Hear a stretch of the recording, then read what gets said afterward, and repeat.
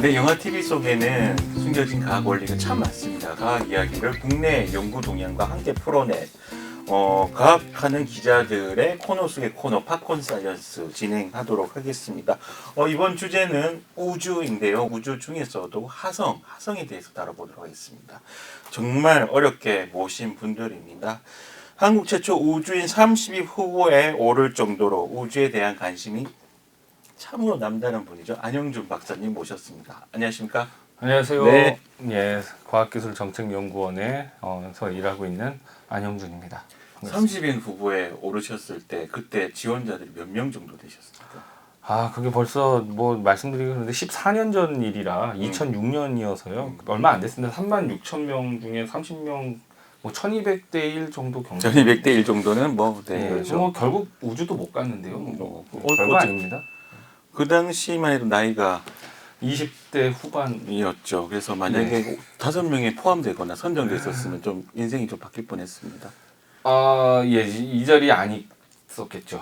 그러나 지금 저도 그 계기로 해서 네. 계속 지금 우주 정책 연구하고 있고 공부도 계속 할 수 있었고 저한테는 인생의 큰 변화의 계기였습니다. 좋습니다. 네, 또 한 분 계십니다. 영화 전문 기자이자 대중문화 비평가로 활동 중이시고요. 정명화 기자님 나와주셨습니다. 안녕하십니까? 안녕하세요. 네. 극장 속의 그 암전을 제일 사랑하는 네. 21년 차 영화기자 정명화입니다. 이제 본격적인 얘기를 다루겠는데요. 이 과학 분야도 코로나 때문에 아주 어려운 상황을 겪고 있습니다. 연구실이 셧다운되거나 했었는데 그래도 신약 개발이나 우주 쪽의 연구는 계속돼서 추진이 됐던 것 같습니다. 특히나 7, 8월에는 화성으로 떠나는 우주선들이 그렇게 많았었는데요. 그렇죠? 뭐 UAE나 그리고 중국 그리고 미국이 거의 뭐 보름 사이에 연달아서 7월 말에 이렇게 화성으로 탐사선을 보냈었죠. 코로나 사태 때문에 사실은 영향을 많이 받고 있어요. 우주 개발도. 그래요. 그래서 OECD에서 최근에 이제 코로나 사태가 우주 산업에 준 영향 이런 이제 보고서도 나오기도 했는데 특이하네요. 예, 실제로 많은 업체들이 발사를 연기를 하거나 그리고 펀딩을 모으는데 어려움을 겪어서 뭐 파산을 신청한다거나 정리 해고를 한다거나 뭐 그런 일들이 산업계에서는 있었고요. 국내에서도 우주기술진흥협회에서 연초에 조사를 했는데 뭐 투자 규모를 많이 줄이겠다. 그래서 좀 상황이 그렇게 좋지는 않습니다. 하지만 그 전에 있었던 우주 개발이 원래 오래 걸리잖아요. 그렇죠. 그래서 이제 진행되어 왔던 일들이 좀 많이 성과들을 내고 있고 국내에서는 또 안보랑 관련된 주요한 일들이 좀 있었죠. 네. 뭐 우주 발사체 관련된 고체 연료를 쓸 수 있게 됐다. 뭐 그런 얘기도 있기도 했었고요. 예, 그게 이제 가장 큰 최근의 이슈인데 이 우주 정책이나 또는 이제 우주 개발 쪽에 계시는 분들은 뭔가 오랫동안 묶여있던 좀 족쇄를 이제 풀었다 해서 많은 기대감을 갖고 있습니다. 그게 고체 연료의 말랑말랑한 젤리 같은 건가요? 이게? 아니, 그 화약이라고 생각하시면 될 것 같습니다. 아, 네. 영화계 얘기도 좀 해주시죠. 영화계 요즘 좀 많이 힘들다고 하는데 특히나 SF 영화를 좋아하시는 분들 영화 극장을 갈 수 없어서 많이 어려워하시는 것 같아요. 네. SF 영화는 아무래도 극장에서 큰 화면으로 이렇게 보는 박진감 넘치는 그런 재미가 있는데 요즘 아무래도 극장이 코로나 사태로 직격탄을 맞으면서 극장과의 관객이 완전히 줄었어요. 그래서 현재 지금 테넷이 3주 연속 박스오피스 1위를 하고 있는데 3주 연속 박스오피스 1위 작품치고는 전국 총 동원 관객이 137만 명이거든요. 하루 1일 관객이 4만 명 정도 수준이어서 지금 극장과는 완전히 처참하다고 할 수 있죠. 우리가 방송을 시작하기에 앞서서 저희가 과제를 드렸었죠. 그 자기가 인생에 있어서 꼽을 SF 영화 한 편씩만 와서 좀 얘기를 해달라 이렇게 얘기를 했었습니다. 저부터 말씀드리자면 2016년에 언택트라는 영화를 정말 인상 깊게 봤었는데요. 컨택트. 언택트. 언택트는 요새 네, 또 언택트. 네. 왜 이러죠? 네. 네, 언택트. 어쨌든 못 코로나, 만나잖아요. 결국. 코로나 예, 스토리상에서 외계인을 같이 못 만나잖아요. 네. 이거 또 이어지는 게 있네 또. 아니 그거는 스포일러 아닌가요? 안 본 관객들도 있을 텐데. 얼굴 또 화끈해 주시겠습니다. 네, 컨택트 영화 보면서 이런 좀 황당한 생각을 좀 해봤었는데요. 그 외계인의 언어를 알아보려고 되게 애를 쓰는 장면이었는데 그 외계인의 언어를 이렇게 수식어로 이제 그리는 장면이 나와요. 거기 이제 수학적인 기호가 나오거든요. 이렇게 그래서 그 생각을 했었습니다. 우리가 말의 표현이 명확지 않은 경우가 많잖아요. 그러니까 많다, 매우 많다, 정말 많다 뭐 이렇게 했을 때 그게 어느 정도 수준인지를 알 수가 없는데 그런 부분에 수학이라는 부분이 언어에 녹았을 때 그러면 조금 더 정확한 표현이 가능하지 않을까? 언어의 수학적 기호가 어떻게 녹일지 모르겠지만 외계인들은 그걸 녹였다라는 생각을 좀 했었어요.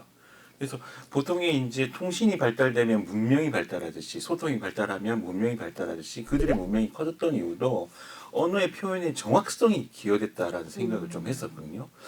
그래서 저 외계인 언어는 그렇게 만들어지지 않았을까? 그런 좀 황당한 생각을 좀 해봤었습니다. 굉장히 철학적이네요. 상당히 철학적이에요. 네, 아주 좋은 생각인 것 같아요. 네. 아니, 영화가 말고요. 기자님이 아, 저요? 생각보다 요즘 재택근무하다 보니까 시간이 많아가지고 네. 안 박사님. 네. 예, 지금 좀 흠칫 놀랐는데요. 네. 왜냐하면 제목이 같아서요. 언택트? 아니요, 컨택트. 예. 저는 네. 97년에 나온 이제 컨택트, 굉장히 고전적인 영화라고 할 수 있는 컨택트. SF. 그러니까 칼 세이건의 원작 소설을 중요하죠. 예, 그러니까 네. 조디 포스터가 주연을 했던 그 영화 컨택트가 저희가 그때 대학교 1학년 때 이게 여기서 나이가 나오네. 네. 예, 봤던 영화인데 극장에서 정말 저는 최종 후보 30인에 올랐던. 예. 전유를 하면서 봤던 영화예요.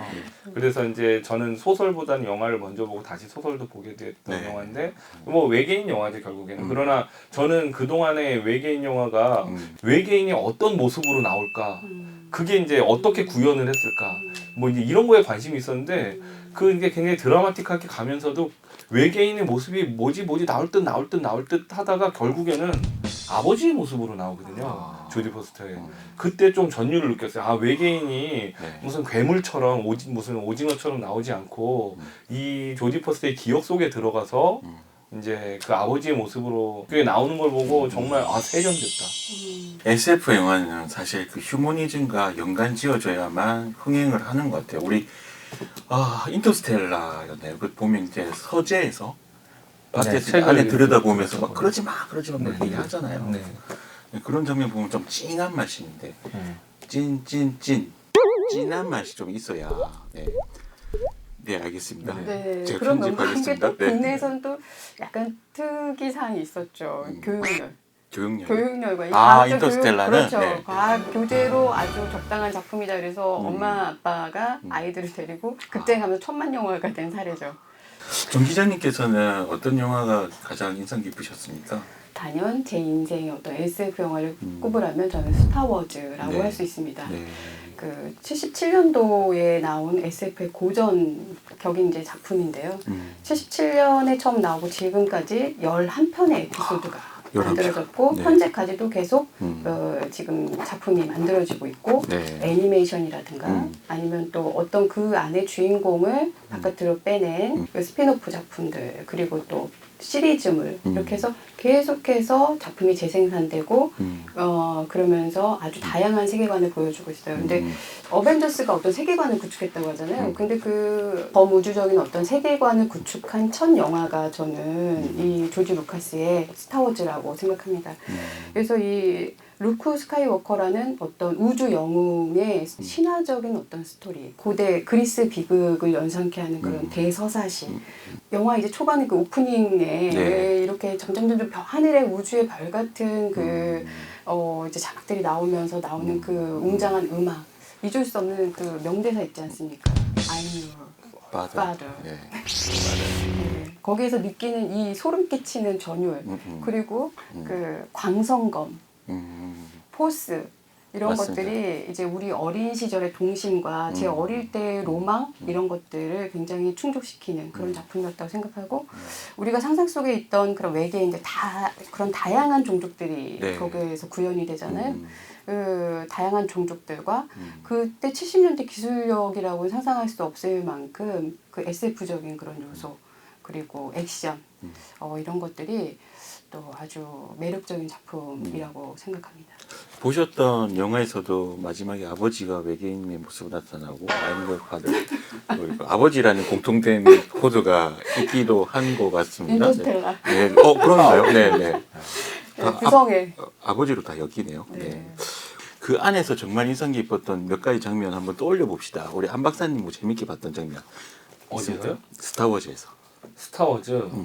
아 지금 갑자기 물어보시니까 너무 많은 장면들이 마치 스쳐 지나가죠. 인터스텔라에서 지나가는 것처럼 막 지나가는데 제일 그냥 바로 떠오르는 거는 이제 그 태양 두 개 나오는 그 석양지는 그 유명한 장면 있잖아요. 굉장히 상상력을 자극을 하잖아요. 태양이 두 개가 있는 세상. 그 장면이 떠오르네요. 저는 거기서 나왔던 어떤 기계들의 어떤 비대칭성이 상당히 눈에 들어왔었는데 그 네 발로 기는 탱커 같은 거 있었지 않습니까? 발은 되게 긴데 위에 이렇게 말처럼 생긴 되게 좀 위태위태해 보이는 그런 식의. 예. 네. 지금 기자님이랑 비슷한 이미지인 거 그런가요? 다리가 얇고 저 다리 길긴 한데. 이 다리를 이렇게 네. 묶이니까 맞아요. 막 쓰러지잖아요. 맞아요. 비슷한 이미지. 그리고 그 이제 비행선도 이제 X자로 이렇게 날개가 달려 있잖아요. 대칭과 비대칭이 어떤 뭔가의 그런 수학적인 결합을 주려고 했다. 수학, 철학 이런 데는 사실 제 수학 잘 못합니다. 왜 그러신 거죠? 미련이 남았어. 네, 뭐 최근에 또 이제 그 국제 우주정거장에 톰 크루즈가 간다고 해서 또 화제가 됐지 않습니까? 그 영화가 뭔지에 대해서는 얘기가 안 나왔었죠. 이게 뭐 미션 임파서블일 수도 있다, 아니다. 그렇죠. 예, 영화의 장르가 확실히 나오지 않아가지고 관심을 좀 그렇죠. 했었던 것 같습니다. 아무튼 그 마션에 관련해 가지고 여러 가지 할 얘기들이 많이 있는데요. 안 박사님은 그 마션에 대해서 어떻게 보셨는지 얘기 좀 해주시죠. 그 당시부터 그리고 지금까지도 제일 그 가장 많이 나오는 얘기가 그러니까 생명 유지 장치죠. 네. 그리고 이제 고립된 환경에서 어떻게 삶을 유지할 것인가. 그리고 그 당시에 그 영화를 찍을 때 나사로부터 많이 자문을 받았다. 뭐 이런 이제 얘기가 있어가지고 그리고 실제로도 이제 나사 같은 경우는 원래는 이제 2024년에 이제 아르테미스 프로그램이라고 해서 이제 달에 사람을 보내고 여성을 보내겠다고 이미 발표까지 해놓은 상황이고 그 이후에 화성을 가겠다고 해서 여러 가지 이제 관련된 연구를 진행 중에 있죠. 네. 그래서 화성에 이제 나사뿐만 아니라 또 이제 스페이스X 그 회사에서도 또 그 화성으로 가서 식민지를 건설하겠다는 앨런 머스크의 발표가 있어서 이제 우리가 생전에 또는 빠르면 10년 이내에 정말 사람이 화성에 가서 그 마션에 나오는 사람처럼 생활을 할 수 있는 생활을 하는 모습을 볼 수도 있겠다. 이런 생각을 하게 되죠. 그래서 네. 실제로 지금 그 화성과 환경과 거의 비슷한 환경에서 모의 시뮬레이션을 이제 하는 연구들이 많이 이제 그동안 진행이 됐었는데 가장 이제 최근에 있었던 거는 이제 나사와 하와이드에서 공동 프로젝트로 진행했던 하이시즈라는 프로젝트가 지금도 있죠. 네. 그래서 2013년부터 지금까지 6차 원정대죠. 일종의 6번 정도의 연구를 펀딩을 받아서 진행을 했었고 그리고 이제 좀 화제가 됐던 게 6차 원정대의 대장이 한국 사람 그렇습니까? 이었거든요. 텍사스대 경제학자 교수, 경제학과 교수인데 이제 지원을 해가지고 네. 그 탐험 대장이 돼서 굉장히 화제가 됐었는데 안타깝게도 시작한 지 원래 이제 한 8, 9개월 되는 프로젝트인데 시작한 지 한 12일 되자마자 중단이 됐어요. 왜요? 그러니까 거기 대원이 5명인가 6명 정도인데 한 사람이 문제를 좀 일으켰어요. 다쳤어요. 그래서 병원에 이렇게 가게 됐는데 그걸 잠깐 이제 쉬었다가 다시 하려 그랬는데 또 대원한 사람이 뭔가 다른 어떤 이유로 못 하겠다고 해가지고 3사람밖에 안 남아서 이건 진행이 안 되겠다. 그래서 중단이 됐어요. 그 2017년도에 개봉한 스페이스 비트윈 어스? 네. 네. 그게 이제 화성에서 이제 진짜로 거주하는 그 얘기를 다루고 있는데 약간 이거는 본격적인 어떤 SF 영화라기보다는 약간 로맨스와 성장물과 가족물이 이제 결합된 작품인데 거기 보면 그 이제 화성 거주를 위해서 떠난 우주인들 중에 대장인데 여성이에요. 이제 미모의 어떤 젊은 여성인데 이 여성이 우주선에 타서 출발을 하고 나서 자신이 임신을 했다는 거를 알게 돼요. 그럼 이제 우주선은 무중력 상태잖아요. 그러니까 이제 지구에서는 이건 사기업, 나사가 아니라 사기업에서 추진한 그런 사업이었는데 이제 지구에서는 이게 계속 이제 저길 받아야 되고 후원을 받아야 되고 하니까 이제 그런 임신 사실이나 이런 것들을 숨깁니다. 숨기는데 아무래도 아이가 이제 유산될 거라고 생각을 하죠. 근데 그 화성까지 가는 기간 동안 그 임신 기간이 한 7개월 정도 되는데 아이가 태어나요. 근데 이제 엄마는 아이를 출산하다가 사망을 하고 화성에 가자마자 출산을 하는데 근데 이게 가능한가요? 그게 저도 이제 스페이스 비트윈어스라는 영화를 그때 봤었고요. 보셨어요? 예. 그 영화에서 되게 흥미로운 부분들이 꽤 있는데 네. 이제 거기에 그 민간 기업에서 그렇죠. 최초로 보냈는데 네. 게리 올드만이 맞아요. 회사의 사장인데 네네. 그게 일종의 앨런 머스크랑 네, 그렇죠. 비슷한 어떤 모델이죠. 예, 네. 모델이라고 할 수 있죠. 그 앨런 머스크가 화성 이주 계획을 원래는 2016년에 멕시코 국제 우주 대회에서 처음 발표를 했었고 2017년에 수정 계획을 발표를 했었던 자리였어요. 그래서 그 계획을 들을 때 그 앞에 나와서 프리젠테이션에 가장 눈에 띄는 단어가 becoming a multi-planet species였어요. 그러니까 multi-planet species 이 말의 뜻이 다행성 종 굳이 번역을 하자면 multi-planet species. 저 그 말을 보면서 아 저 사람이 가지고 있는 비전은 우리 보통 사람이 갖고 있는 거랑 다르구나. 이게 다행성 종이라는 거는 우리 지구에서 유래한 종이 아니라 화성에서 나고 자란 이제 종. 그러니까 인류가 이 지구상에서만 태어난 이제 Where are you from 했을 때 I'm from Mars가 되는 것처럼. 근데 그런 거를 하고 있는데 그 스페이스 비트윈어스가 그 상황을 그린 거거든요. 그런데 그게 그러면 가능하냐 또는 그게 어떤 의미가 차이가 있을 것이냐. 그 영화에서도 되게 자문을 많이 구해서 그 아이가 실제로 화성에서 나고 자라거나 하면은 문제가 있을 거라는 전문가들의 의견이 다 있거든요. 그렇죠. 그러니까 뭐냐면은 그러니까 뭐 화성은 중력이 지구의 3분의 1이고 그리고 이제 어떤 유전적인 거 여기서 잉태를 해서 갔지만 이제 생명체의 발생 과정은 중력의 영향을 계속 받기 때문에 그렇죠. 그런 실험들은 사실 국제우주정거장이나 이전에서도 다른 사람이 아닌 생명체로 많이 실험을 했거든요. 발생 과정에 영향을 미치기 때문에 그 아이도 분명히 다른 존재일 것이다. 이제 그래서 영화에서는 그 친구가 지구에 와서 일종의 심장 비대증 그렇죠. 같은 거를 네. 알아서 호피도 쏟고 막 네. 이러거든요. 3분의 1 중력에서 자랐으니 이 근육이나 이런 그렇죠. 상태가 다 다를 테니 지구에 오면 적응을 못 할 거예요 아마. 왜냐하면 실제로 국제우주정거장에 뭐 한 몇 개월만 갔다 와도 처음에 일어서지를 못하니까.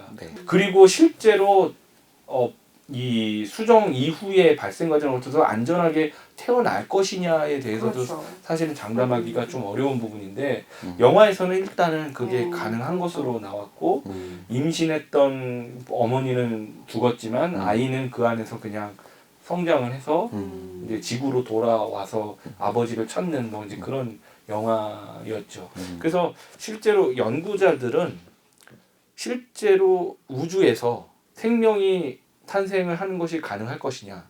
달리 말해서 수정부터 탄생까지. 그래서 굉장히 흥미있는 주제거든요. 그러니까 일종의 우주에서 일단 섹스는 가능할 것이냐. 물리적으로 가능하냐. 수정이 가능하냐. 또는 수정체가 발생을 어떻게 안전하게 할 것이냐. 그래서 사실은 구소련이 예전에 그런 실험을 했을 것이다. 막 호사가들이 그런 얘기를 해요. 소리는 안 하는 게 없네요. 네. 그리고 거기서는 밝히진 않았는데 실제로 흥미거리로 다큐멘터리에서도 이제 그런 상황들을 묘사한 것도 있어요. 그게 물리적으로 무중력 상태에서 남녀가? 관계가 가능할 거냐 이런 거를 뭐 간접적으로 해본 것도 있고 근데 실제로 잉태를 한 적이 있느냐는 알려진 게 없는데 가장 가깝게는 부부가 나사 우주인 중에 선발된 적이 있었어요. 근데 둘이 임무를 같이 보낸 적은 없어요. 그런 이제 위험하기 때문에 이 윤리랑도 관계가 있죠. 그렇죠. 그렇죠. 아이가 거기서 잉태가 될 수 있으니까. 그렇군요. 아무튼 제가 굉장히 눈이 반짝반짝거리시네요. 아찔하네요. 근데 그 물리적인 관계란 것이 그 화학적인 결합 부분까지도 다 감안을 하는 건가요? 그렇죠. 네, 그렇죠. 아무튼 거기서 보면 이제 제대로 식물을 그 안에 돔 안에서 이제 기지 안에서 이제 재배하고 그리고 그 안에서 이제 실제로 몇 년 동안 이제 과학자들이 생활을 하는 그런 모습들이 그려지기도 하거든요.